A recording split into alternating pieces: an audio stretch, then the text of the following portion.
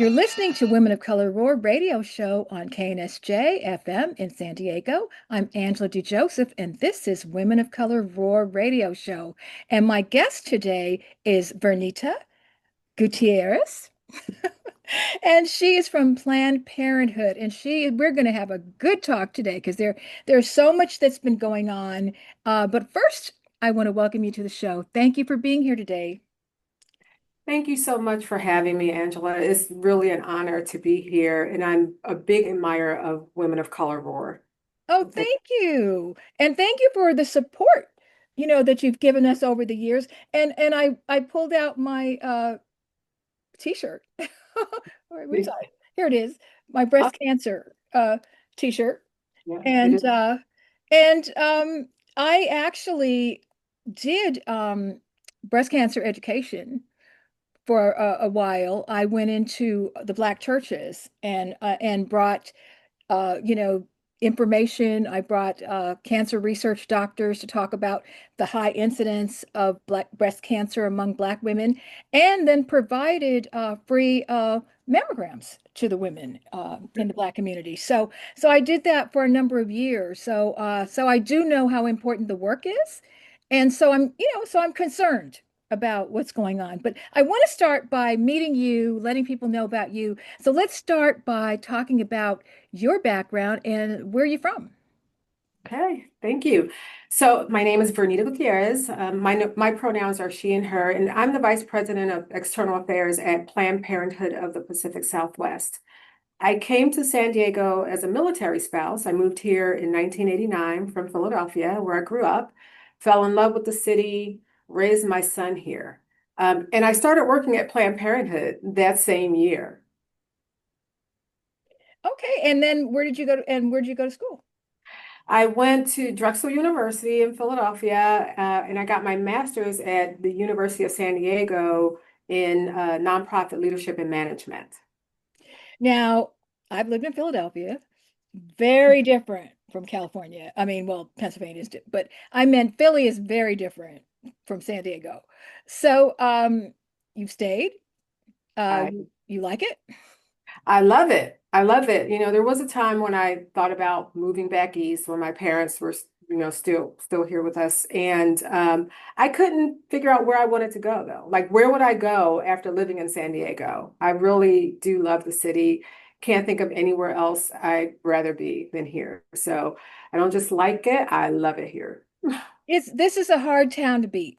And Yeah. I've lived in Philly, New York, Chicago. I'm from Los Angeles. Yeah. So, and but this is a pretty good life here Well, in I'm San Diego. definitely a Philly girl at heart, but San Diego is my home. Can you get a good hoagie here? I can tell you where to get a good cheesesteak. Okay. I can, Where?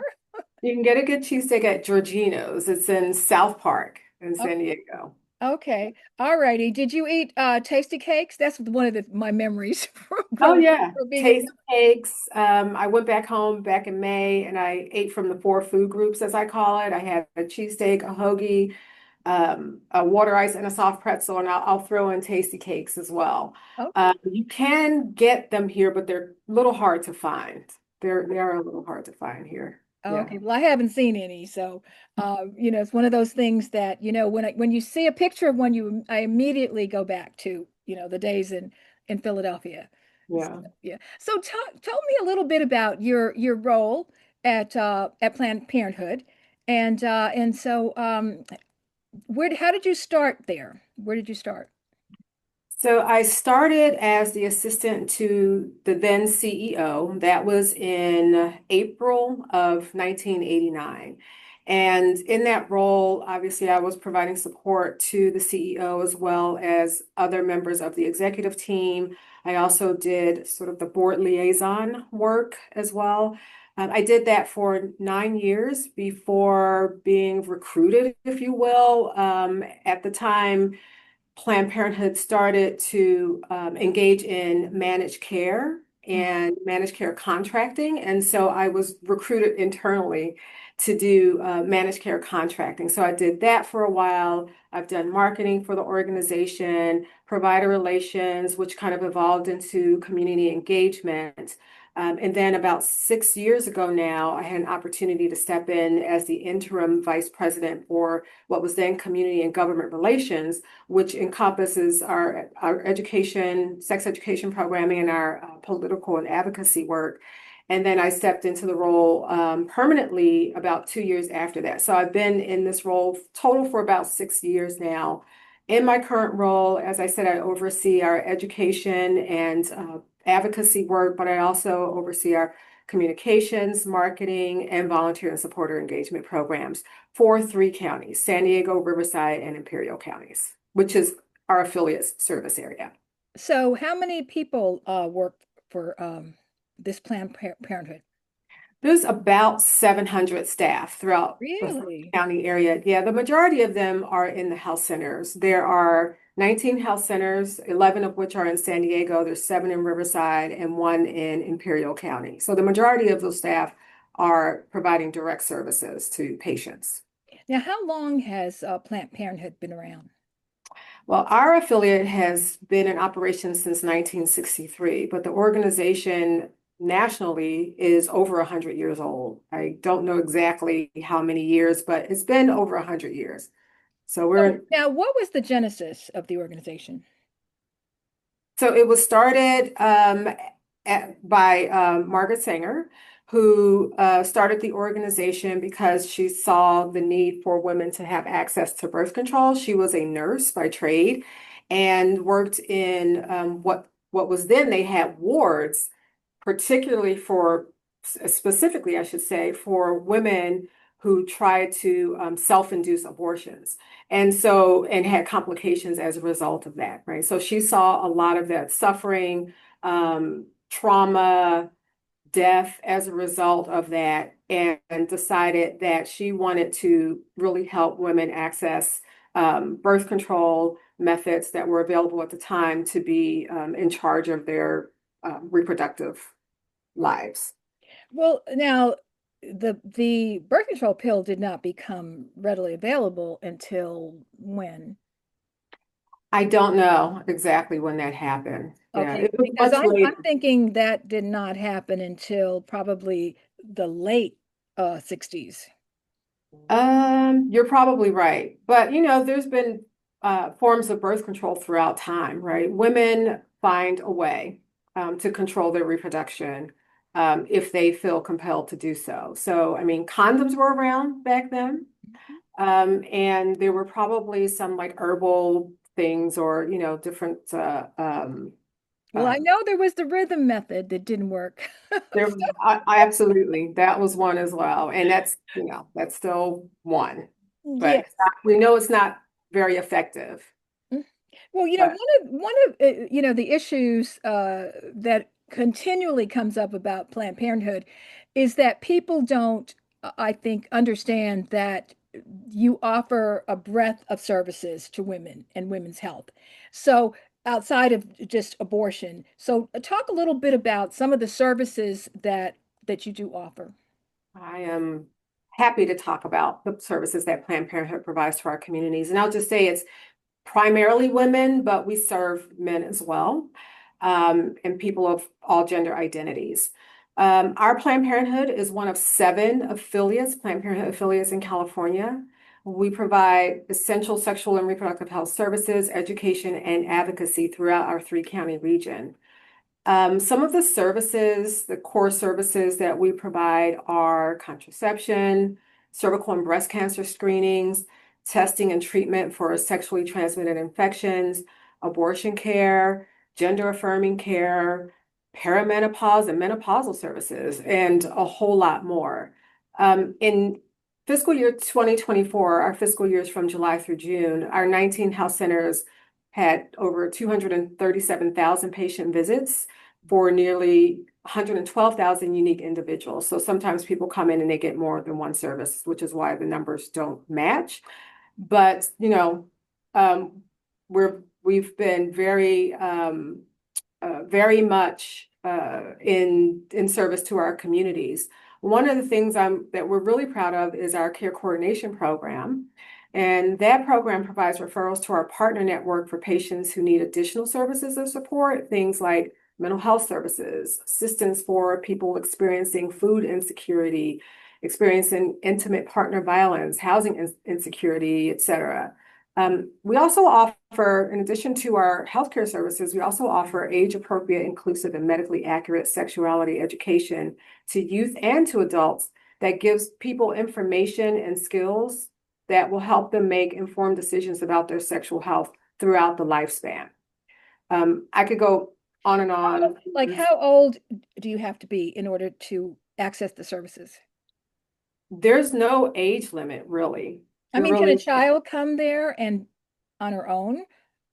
In California, young people under the age of, I think over the age of 13, but I'm not exactly sure of what the age limit is, but they can come in to our health centers. Anybody of any age really can come to our health centers if they need services that we provide. Okay, so in terms of, okay, young girls who come without a parent, and for example, a pregnant teen, what are the policies that are in place to contact the parent, not contact the parent? What type of policies are in place? In California, young people can access sexual and reproductive health care without parental consent. That is a state law in California. Okay, and how is it funded? How is Planned Parenthood funded? Yes. Mhm. Okay, so about 80% of our patients are Medi-Cal patients. So our primary source of funding is through Medi-Cal, Family Pack. We also accept commercial insurances. We have some people who are self-pay. Our fees for self-pay patients are on a sliding scale, but we never turn anyone away for inability to pay.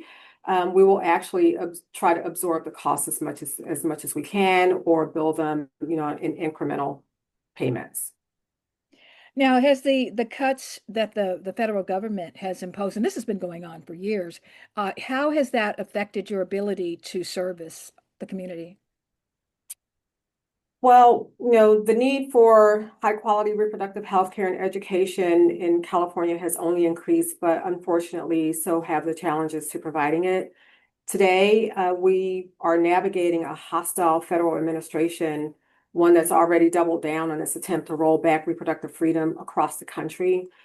We're navigating this challenging landscape, but we have and will always be committed to providing and advocating for access to compassionate care and education that we know people need and that everyone deserves.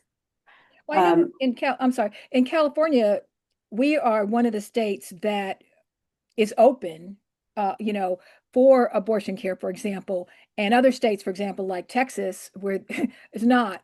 And so, have you seen an influx of people coming from out of state coming into the Planned Parenthood centers? Well, after the overthrow or overturning of Roe with the Dobbs decision, we did see patients who were coming from states like Arizona. We don't see as many people coming from out of state at the moment. There's been a lot of legal challenges to some of the abortion bans that have been implemented in other states. But they kind of go back and forth. So there might be times when they can't provide that service or when they can. But at this current time, we're not seeing a huge influx of people, not to our affiliate. I can't speak for other affiliates in California. Now, you're a C4, is that correct? Or We uh, Planned Parenthood of the Pacific Southwest is a 501(c)(3) nonprofit organization. okay. We do have a sister organization called the Planned Parenthood Action Fund of the Pacific Southwest, which is a 501(c)(4) nonprofit organization. And what are the differences in what that part of the C4 can do versus what the C3 can do? The C3 is the provider of services. They are the healthcare provider, the educator, the advocate to some extent. The Action Fund is the organization that supports the C3 through political and electoral activity. And that could include grassroots organizing, it could include candidate endorsement. So they're allowed to do, some of that work on behalf of the C3. That's the main difference. Um, this is a very challenging time for a lot of organizations because of the cuts that if they rely on federal funding. Um, what is your view looking forward in the next few years? We still have, we have an election coming up in 2026, midterms, but then, then the next presidential election is not till 2028. What is your view in terms of looking forward for women to organize, mobilize to protect the rights that they have at this point?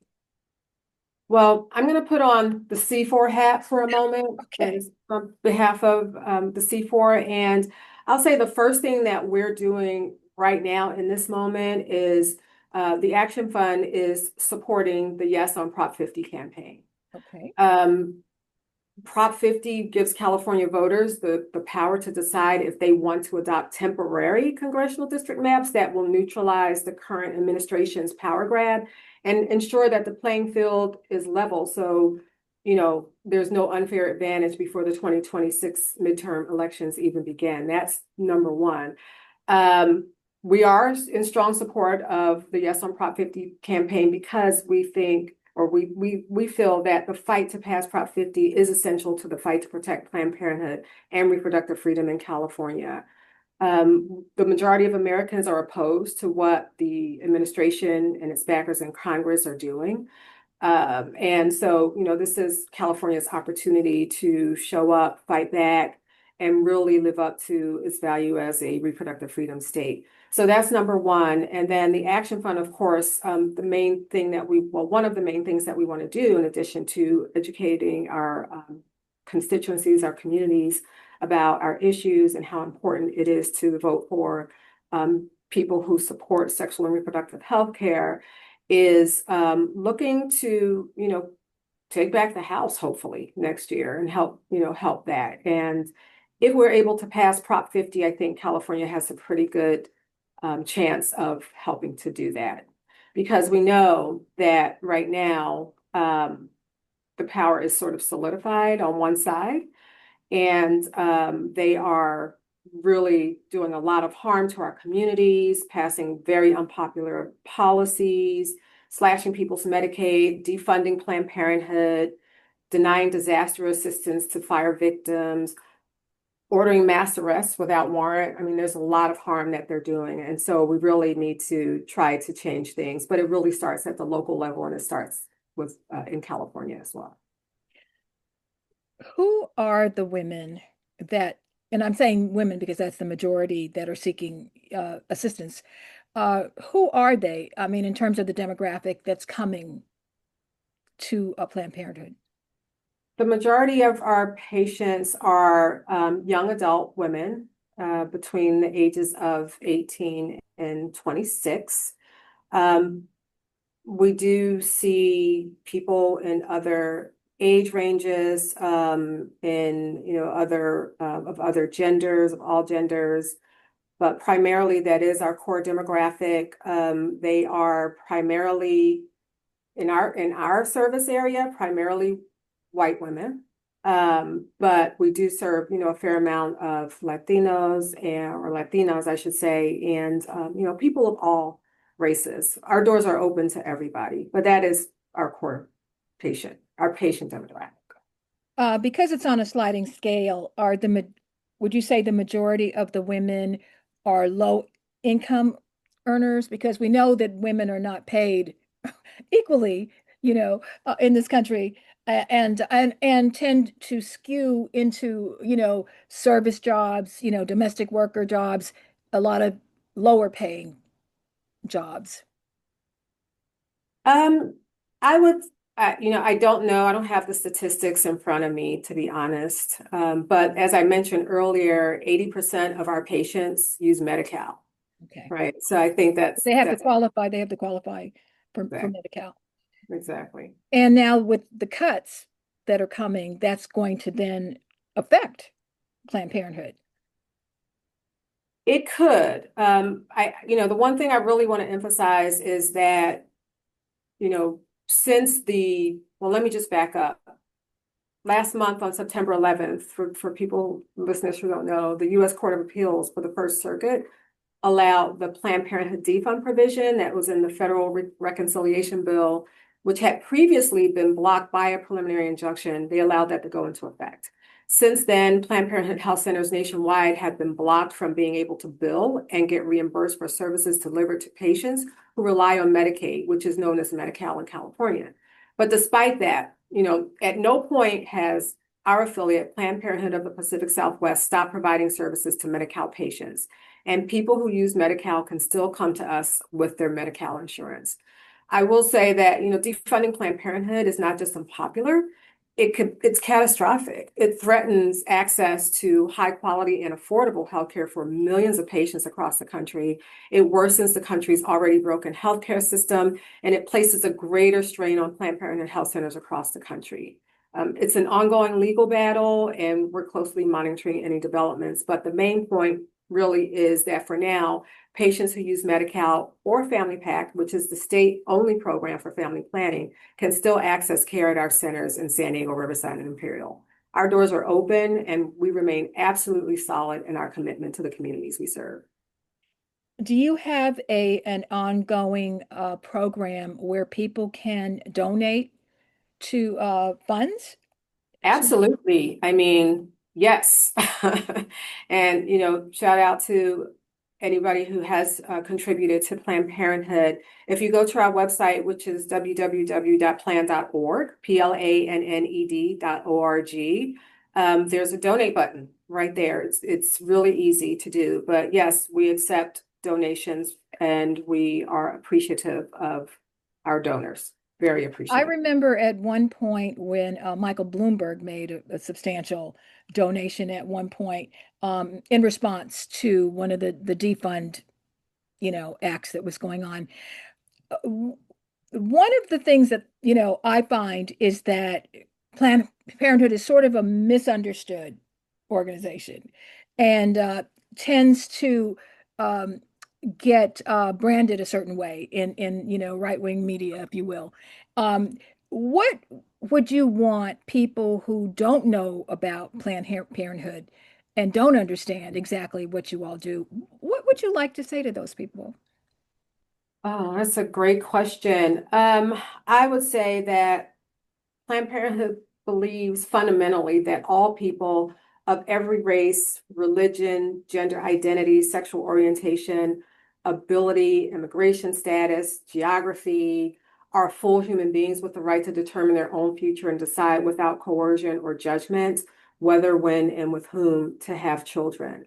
And, we solidly stand by our values as an organization that will fight for access and the rights of people to exercise their bodily autonomy. I mentioned Margaret Sanger earlier in the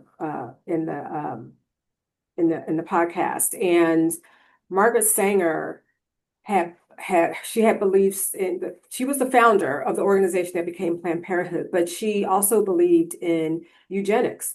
And I know that people sometimes associate Planned Parenthood with Margaret Sanger and her belief in eugenics, but I will tell you unequivocally and unapologetically that Planned Parenthood is in direct opposition to those beliefs. We denounce that belief in eugenics and we condemn the irreparable damage that those beliefs have caused to the health and lives of countless people. We are proud to provide access to compassionate and welcoming care to everybody who comes through our doors. And we will continue to do that. This is a critical moment for our country. Our basic health and rights are in jeopardy, but Planned Parenthood has never backed down from a fight, and we aren't starting now. We always put community first, and we're really proud of that. Like I said, we're rooted in the belief that all people should be able to decide for themselves when, with whom, and how to start a family and to make their own decisions about their health, lives, and futures. Well, you said the key thing to make their own decisions. And so, is there an opportunity for, say, a single woman who is conflicted to get counseling about making a choice? Yes, when people come into our health centers, if they, if they are undecided, what we do is give them the facts. We give them the facts on all of their options, and then we leave it up to them to make their own decision. There is no coercion, there is no trying to sway anybody one way or the other. It's completely up to them. We also, support folks who want to carry to term, whatever their decision is, we support them in that. And then, is there referrals, for example, to mental health care for people who might regret a decision? As I mentioned, our care coordination team can link patients to services like that. And so if they decide that they would like that type of assistance, we are happy to provide that to them. I will say that um, you know, again, everything, no two circumstances are the same and no two situations are the same. And so we really take our cues from the patient to tell us and decide what their needs are, and then we're here to try to fill those needs. As we have a new generation of young women coming up, and getting totally different signals than we did, well, I'll say me, growing up at a different time.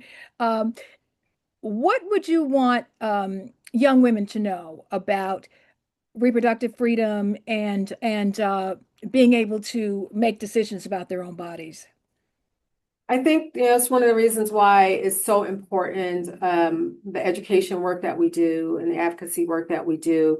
It's really important for young people to get the information that they need so that they can be well informed, and they need to get that from a trusted source. And Planned Parenthood is one of those trusted sources.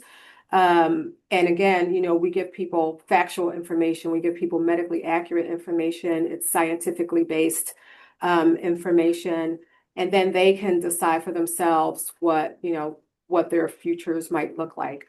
I will also say that, again, on the C4 side, when we're talking about the Action Fund, we also have Planned Parenthood Generation Action chapters on some college campuses, which are basically clubs on campus that also, welcome young people in to learn and advocate on behalf of sexual and reproductive freedom.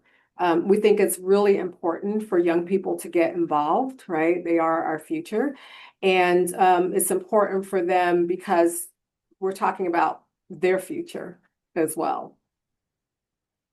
Well, thank you so much for shedding light on this very important subject and for being on the show today. Uh, Vernita, any information you want to share about, again, your the website and where people can go to get help and information? Absolutely. Feel free to visit our website. I encourage everybody to do so. The website again is www.planned.org. You can follow us on social media at PPPSW Health. Please engage with us. We would love to, have you join us in the fight. I just want to say, our slogan is care no matter what, and that is very much, we live that value every day. I am extremely proud of how our staff continue to show up every day and keep the doors open for people. Our doors are open, and for now, regardless of who you are, where you were born, who you love, or where you live, our doors remain open to everyone. So I hope that you will engage with us in some way. And I want to thank you so much for having me on your show today. Well, Bernita, thank you so much for being here and doing the work that you do. And I look forward to seeing you at Woman of Color Roar in February show. You're listening to KNSJ 89.1 FM in San Diego. I'm Angela DeJoseph, and you are listening to Women of Color Roar radio show. And this is the show that talks about people, politics, and policy. And today, a special guest, Brisa Larson, and I'm going to read her bio because it's nice and it is short because she followed directions. Brisa Larson, born and raised in San Diego, Brisa completed an associate's degree in Black Studies from San Diego Community College District and a bachelor's degree in political science from Point Loma Nazarene University. She is the co-founder and director of the San Diego Black Workers Center, an organization created to build an equitable economy for Black workers across the diaspora and to advance the Black worker justice movement. In addition to her role as the director of the San Diego Black Workers Center, she currently serves as board member for the San Diego Workforce Partnership, an organization empowering job seekers to meet the current and future workforce needs of employers in San Diego. Separately from her career in the social justice field, she's an artist, as a songwriter, and the lead singer of San Diego's award-winning band, The Lyrical Groove, and more recently launched her creative consulting business, specializing in culturally responsive, strategic, and intentional planning for business, organizations, and creatives across sectors. Welcome to the show, Brisa. Thank you so much for having me. I feel so honored to be in this space with you. I just love the work that you do in San Diego. So I'm really happy to be here. Well, thank you. And I have been a fan of yours for a while. So I follow you on social media, and I've actually seen one of your performances, and this before I ever knew you. And I know, Oh, yes, yes, yes. And we're not supposed to say this for some reason. It's not PC, but I was like, she's so beautiful. She's so pretty. oh, thank you. Thank you. Yes. The lights help. Yes. Well, but the aura, it's the aura. But Thank you. I received also that. since that time I've gotten a chance to hear you speak and became aware of the powerful activists. And today I put this shirt on. I'm like, with you see on Yes, my it's shirt perfect. today. So, and the thing is, women traditionally and women from the African diaspora, we have been at the forefront of so many battles. And here we are again. But today I want to start off Yeah. by just kind of getting to know you a little bit. So let's just start off with what made you even want to go into this field of working with the workforce? Absolutely. Well, I think everyone has like a moment in time where they um are engaged and activated. And mine actually happened to be in 2012 when Trayvon Martin was murdered. I was very young, and I my son at the time was 2, Mm. and he was sitting on the floor playing blocks. And it was the first time that Trayvon Martin's mother had spoken on national TV and publicly. And it was in that moment that I realized that the only difference between her and I was the grace of God. Mm. That I had been programmed over the years to believe that if you make a certain amount of money, or if you have a certain level of education, or if you live in a certain neighborhood, that maybe these things couldn't happen to you. And it was in that moment that I realized it didn't matter where I lived, what I did, what degrees I had, like the color was black and we were all under attack.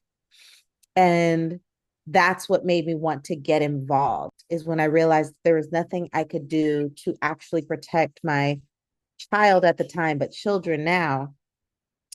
And it inspired me to want to learn this work and know this work at a deeper level than just seeing what was happening, but really becoming a part of solutions and movements and connection and community in a way that I had not been engaged before. And that's where my collective responsibility and collective solidarity began to grow. And that's what ultimately led me to getting into this work. I've been in the social justice field for a little over 13 years now. And I started off in union organizing. specifically working with home care providers and working statewide to advance their inequities and their disparities, which opened up my eyes to the larger issues happening in labor. I then transitioned into civic engagement work, doing voter registration, voter education, really pushing for progressive policies locally and statewide, and having some significant wins from the campaigns that we carried, doing huge voter engagement programs. I mean, we'd have 250 people knocking on doors and doing phone calls for 3 months prior to election. And we saw a huge impact in turning out underserved, underrepresented voters. And then that work led me to being in a position to really start to advocate more for the Black community and being a Black voice in predominantly white spaces, and was given the opportunity to lead, co-create, found, and lead this San Diego Black Worker Center, which is part of a national network. There's the National Black Worker Center, and there's about 12 plus Black worker centers across the United States. And at the time, San Diego came in as number 11. And it was an honor to bring such an intentional space to San Diego, which is constantly overlooked.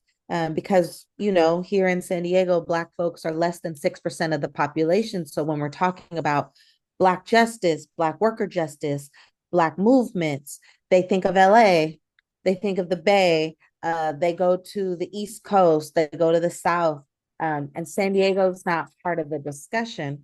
And so it was really special to bring something for that 6%, to let them know that, like, we see them, we hear you, we know that there's a need for a space for us, a voice for us. And it's been such an honor, to say the least, to be in predominantly white spaces, or to be in historical spaces of anti-Blackness, and be at the table, literally, physically, and say, I don't see Black people on the agenda, and I don't see our issues a part of this, campaign. I don't see us talking about racism, systemic racism. I don't see us talking about anti-Blackness. And so it's been dope to transition from just being in this bubble of, like, representing injustices from all communities to really being able to advocate to an experience that has directly impacted me my entire life. Well, that was a lot. So, but but I want to kind of parse some of it out. One of the things that is top of mind when you talk about what's going on with the workforce is, the statistic that came out in the spring, that it was 300,000 Black women had lost their jobs, which, the people keep using that number. I'm like, well, by now, it's probably a lot more. And specifically when it comes to the work that you do with Black workers, tell me a little bit about specific things that make it different, with Black people in the workforce, and specifically Black women. Yeah. So at the San Diego Black Worker Center, one of the things that we really focus on is building a home for Black people that is rooted in Black power. Our mission is to build a more equitable economy for Black workers across the diaspora, and really advance the Black worker justice movement, which is rooted in addressing anti-Blackness, discrimination, and inequities within the labor force. We do this through organizing people power, and really politicizing, educating, and making sure our members and Black workers are equipped with the knowledge as a tool for resistance and as a tool for advocacy. And then we also push for policy advocacy to improve the actual job quality and job environments that Black workers find themselves in. In particular, with Black women, obviously, we know that there's always been a wage gap between women and men. But the reason why the Black Worker Center and Black worker centers across the nation are so crucial to this work is because we address the statistics that aren't mentioned. So nationally, people will say, well, for every dollar a man makes, a woman makes 75 cents. And that's true. But what they don't say is that for every 75 cents a white woman makes, a Black woman makes 68 cents, and a Latina woman makes 38 cents.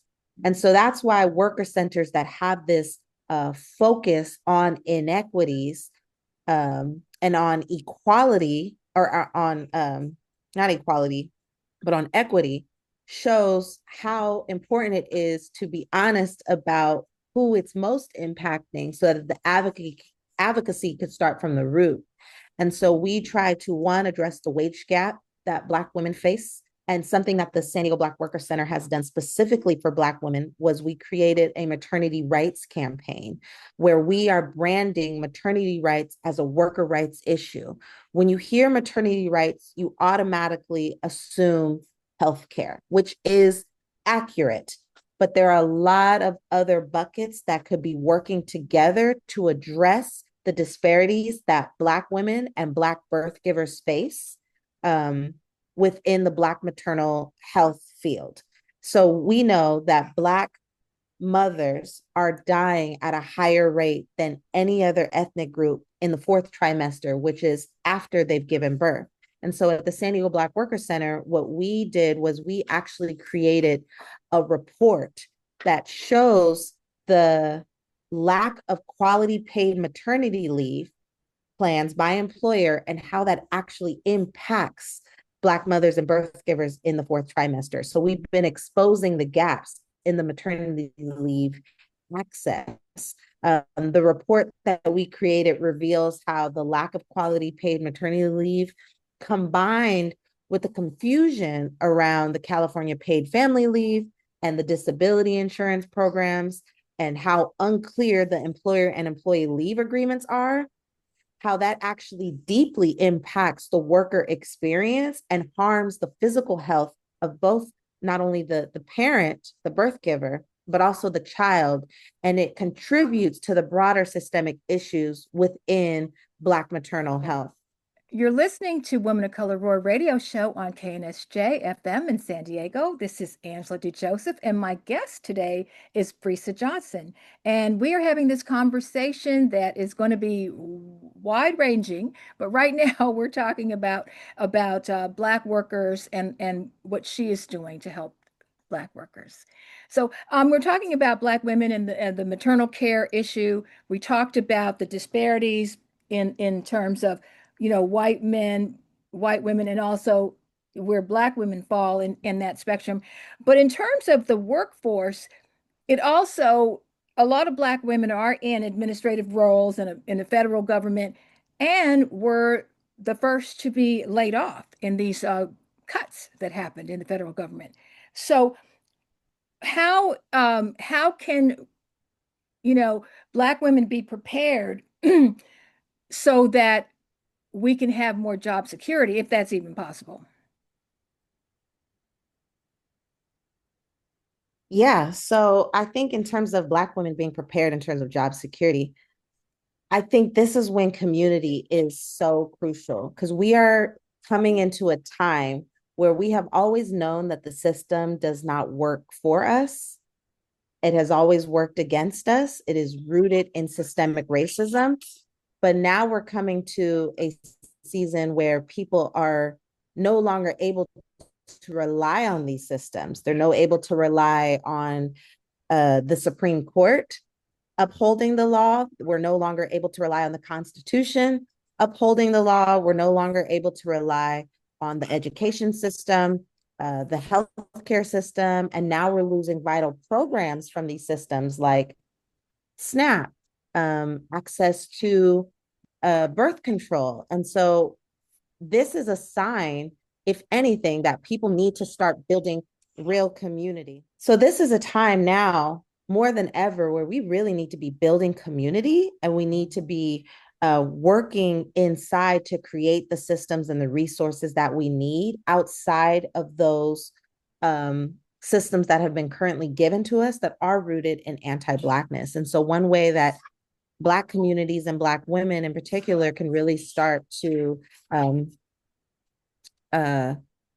protect themselves is by identifying how we combine our resources, our knowledge, our skill set to develop our own places of business, our own food supplies, our own clinics, right? Taking all of our knowledge, our best of our best, our degrees, our experience, our strengths, and pulling them together to create our own infrastructure, neighborhood by neighborhood, utilizing our coffee shops again, utilizing our libraries again, utilizing our churches again, and really getting out of this idea that somebody is going to come and fix it, or that the law in some way won't allow it to continue this way, and really being mindful that we are the saviors that we're looking for.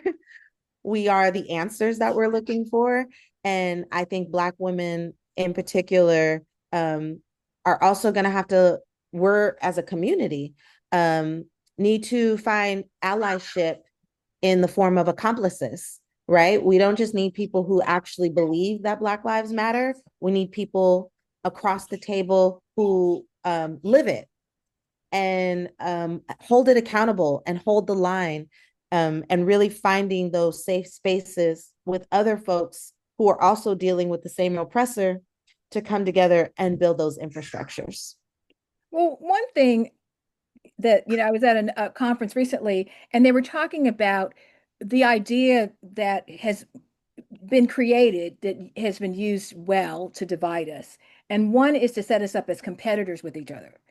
And so when you're talking about us building community, one of the things, with Black women is to be mutually supportive and to share information and not feel we have to hold on to information. I've been with in other communities where they share with everyone the information as opposed to holding it here.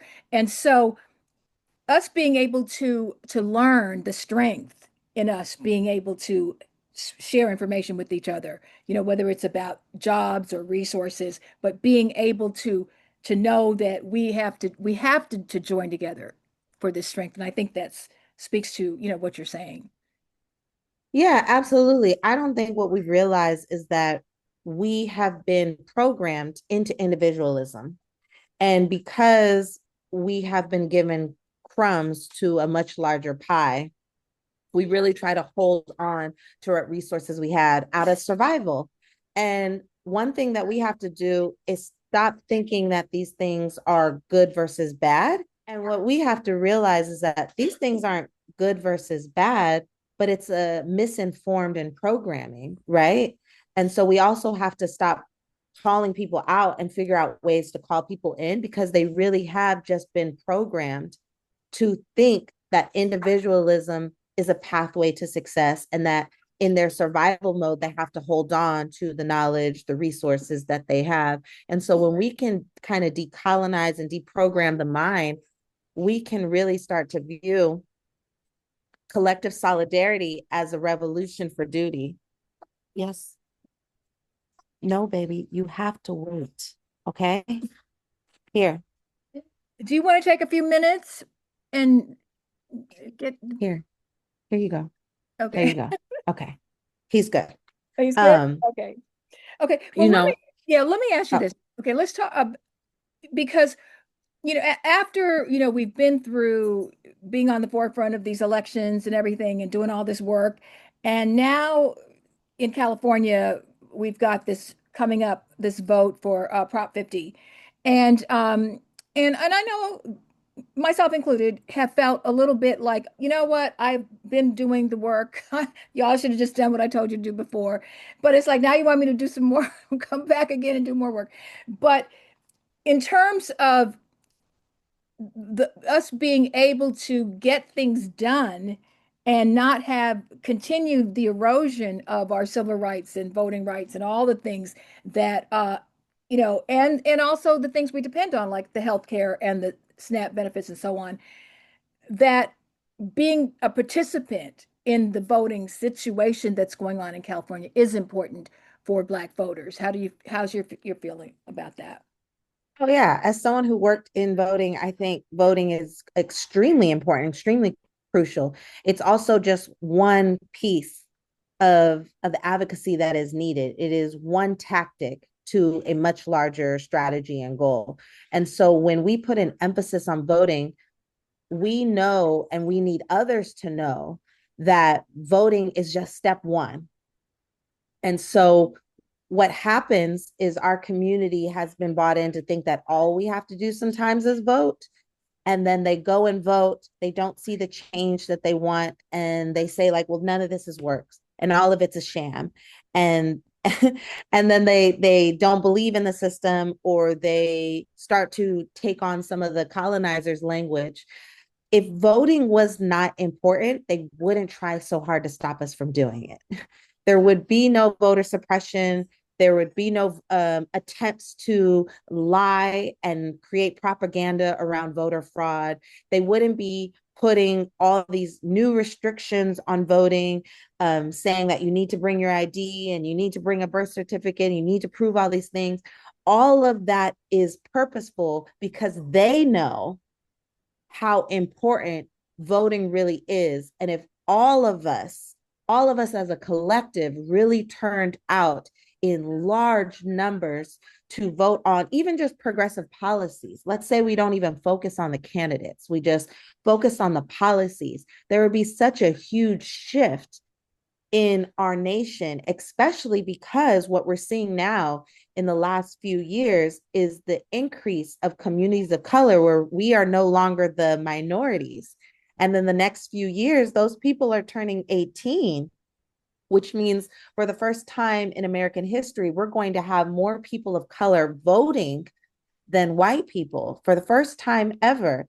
And that's going to be a huge shift in who's in office, the policies that are in place. And so I need people to always pay attention to the defense. If they are continuously creating tactics to stop us from doing it, ask why. And the why shows us why voting is important and why people need to get involved. But you can't stop at voting. Voting can't be the only answer. Think of this as like a puzzle, and the puzzle doesn't become whole without multiple pieces. Voting is just one piece of that puzzle. And so we have to see value in voting, but then we have to also ask ourselves after November 4th, after Election Day, now what do we do? Now what step 2? Now what step 3? And just keep finding ways every day to be a part of something that is bigger than us, but has the most impact on us. And again, why collective solidarity is so important, because it's a revolutionary duty. And that's what Assata Shakur teached heavenly, is that our collective solidarity is not only rooted in revolution, but it is rooted in love and interconnection to global liberations. And if we can really find time to sit down and talk about more of what we have in common with others than we do our differences, then we will realize that we are literally fighting for the same things, and that the oppressor is literally the same person in the exact same system. And we say this in a cliche that, like, I'm not free until everyone's free. But it is so true. And when you feel it deep down in your core, when you finally realize that what you allow to happen to others is ultimately what's going to happen to you, you then start fighting for people differently, because it's literally the same blueprint every single time from the oppressor. They take the community that they are targeting and they dehumanize them. And once they put language to dehumanize them, they then use that dehumanization to ultimately justify the mistreatment of that group of people. We see it with Black people when they call us criminals and thugs. We're seeing it now with the undocumented individuals, and when they're calling them illegal aliens, right? Another form of dehumanization. And we see it in Gaza with Palestinians when they call them terrorists. All of that is a form of dehumanization to justify the mistreatment. And when we start to realize that the colonizer and the systems are using the same tactics, the same hurtful rhetoric for every single underrepresented group of people, that's when we will have real power. That's when we will have collective solidarity, collective responsibility, and the revolution will begin. Okay, amen on that. Well, you talked about okay, what's happening with ICE, for example, and it was targeted obviously at the Latino immigrants, and then people were like, well, that's not my fight. And then we saw what happened in Chicago, which was in a Black community, in a Black, apartment building with Black people, Black, children. So clearly, the threat is not limited. But Mm-mm. but in terms of the tactics, okay, for example, okay, we have a march coming up, the No Kings, it's the second one. And when this airs, it will be probably tomorrow, and then it'll be already have happened. So, but for example, for Black people, it's like we already marched, okay? We've done Selma, we've marched, we were, doing marches, and now you want us to come and march again. Um, is that something we should be participating in at this point? Yes, all of these things that are happening right now in the federal government are affecting us, but should we be joining into this national protest? Yes, absolutely. And maybe it's not a national protest, but everybody needs to be doing something towards it. This idea of resting because we've been fighting is another lie. It's another lie because systemic racism still exists and is going to exist. Anti-Blackness is extremely real. And for us to be understand oppression at the level that we do and still not be a collective voice in other movements is totally misinformed and unaligned with the same revolutionary leaders that we look to.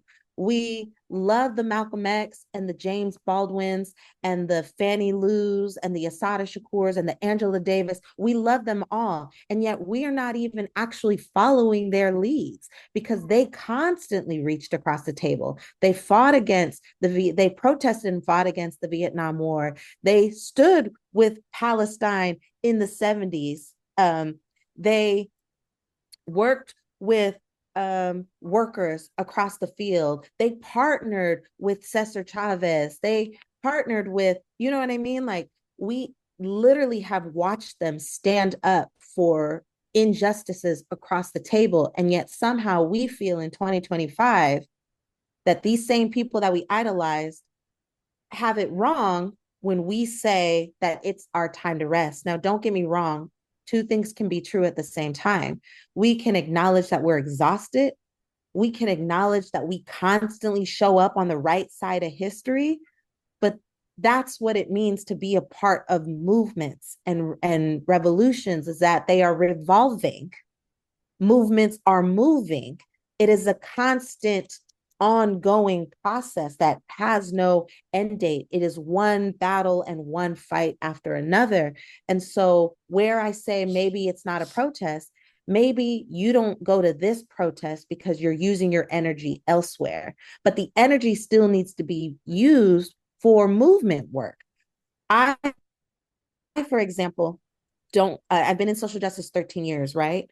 So I don't go to every national protest because I feel like the No Kings protests and things that are like much more globalized, nationalized, things that are, encouraged from all sides of the spectrum are going to get a lot of turnout, right?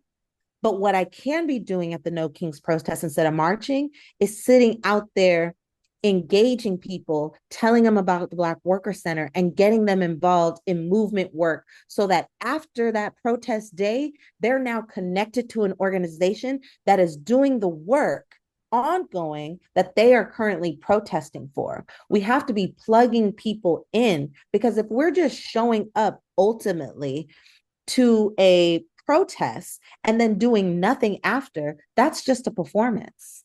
That's just mobilization. You have mobilized people to come out, make noise, show their disdain, identify that other people share that same feeling, and then they go home. That's not organizing. That's not movement building. That is just, I came, I saw, I may have left early to avoid traffic. And I just want to say that, like, I am really passionate. And sometimes the things I say may not be rooted in loving words, but I don't say them without love being at the bottom of it. I only say it because I love. I love this community. I love my people. I love San Diego. I love Black people. And I'm so honored to do this work. So thank you so much. Thank you. Well, our guest has been Brisa Johnson, and she has shared quite a bit with us. And thank you for being here today. And we look forward to talking to you again soon.